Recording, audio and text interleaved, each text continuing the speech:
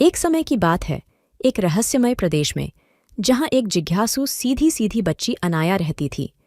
अनाया को ज्ञान की अधीर बूंदों के लिए जाना जाता था और उसके गांव को घेरे हुए जादुई जंगल के प्रति उसका गहरा प्रेम था।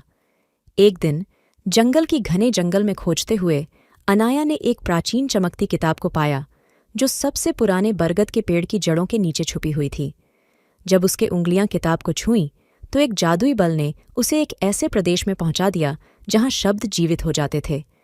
जब अनाया इस रहस्यमय प्रदेश का सफर करती रही, तो उसने बोलने वाले जानवरों, बुद्धिमान जादूगरों और शरारती परियों से मुलाकात की।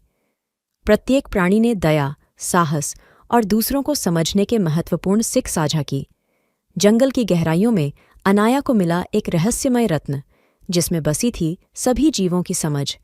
इस रत्न ने उसे सिखाया कि असली समृद्धि और सुख उसके गांव के लोगों के साथ समर्पित जीवन में है।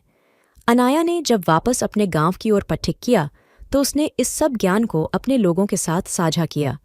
उसने गांव को एक साथी और समर्थ जन समृद्धि की दिशा में मोड़ दिया।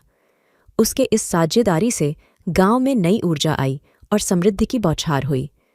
लोगों ने एक दूसरे के साथ सहयोग और समर्थन में बढ़ चढ़कर देखा।